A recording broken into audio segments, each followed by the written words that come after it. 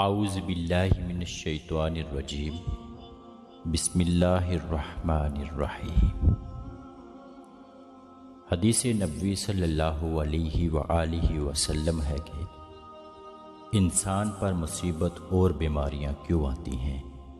حضرت سیدنا ابو سعید خدری رضی اللہ عنہ بیان کرتے ہیں کہ رسول اللہ صلی اللہ علیہ وآلہ وسلم نے ارشاد فرمایا، بے شک جناب موسیٰ علیہ السلام نے کہا، اے میرے رب، تو اپنے مومن بندے کو دنیا میں غربت زدہ اور تنگ حال بنا دیتا ہے۔ اتنے میں جناب موسیٰ کے لیے جنت کا دروازہ کھول دیا گیا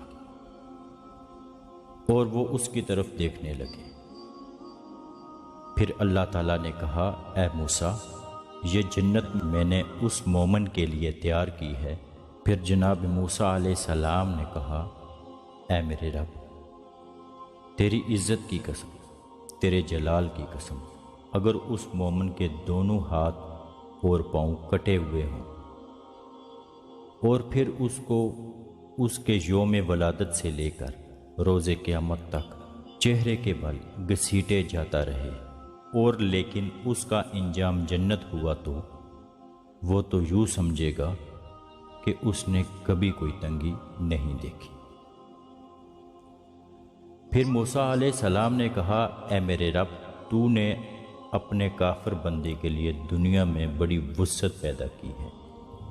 اتنے میں موسیٰ علیہ السلام کے لیے جہنم کی طرف ایک دروازہ کھولا گیا اور ان سے کہا گیا، اے موسیٰ علیہ السلام، یہ جہنم اسی کافر کے لیے تیار کی ہے۔ موسیٰ علیہ السلام نے کہا، اے میرے رب، تیری عزت اور جلال کی قسم، اگر اس کو اس کے یوم تخلیق سے روز قیامت تک پوری دنیا دے دی جائے لیکن اس کا انجام یہ ہوا تو وہ یوں سمجھے گا کہ اس نے کبھی کوئی بلائی نہیں دیکھی۔ عامر رضی اللہ عنہ بیان کرتے ہیں، رسول اللہ صلی اللہ علیہ وآلہ وسلم نے فرمایا، امراض اور ان کے ثواب کا ذکر کیا تو فرمایا، جب مومن کو کوئی بیماری لاحق ہوتی ہے اور پھر اللہ تعالیٰ اس سے عافیت و صحت عطا فرما دیتا ہے تو وہ مرض اس کے سابقہ گناہوں کا کفارہ ہے اور مستقبل کے بارے میں واعظ و نصیحت بن جاتی ہے۔ اور جب منافق بیمار ہوتا ہے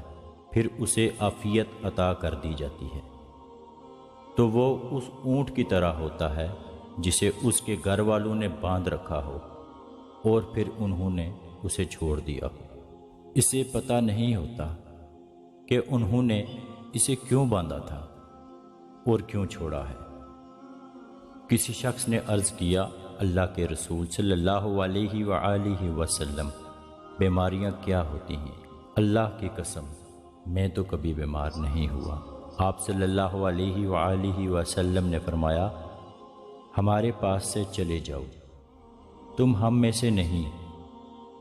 حضور اکرم صلی اللہ علیہ وآلہ وسلم نے فرمایا کہ اللہ تعالیٰ اس شخص کے چہرے کو تر و تازہ رکھے جس نے حضور اکرم صلی اللہ علیہ وآلہ وسلم نے فرمایا، اللہ تعالیٰ اس شخص کے چہرے کو تر و تازہ رکھے جس نے مجھ سے کوئی حدیث سنی اور پھر جیسے سنی اور ویسے ہی اسے آگے پہنچا دیا۔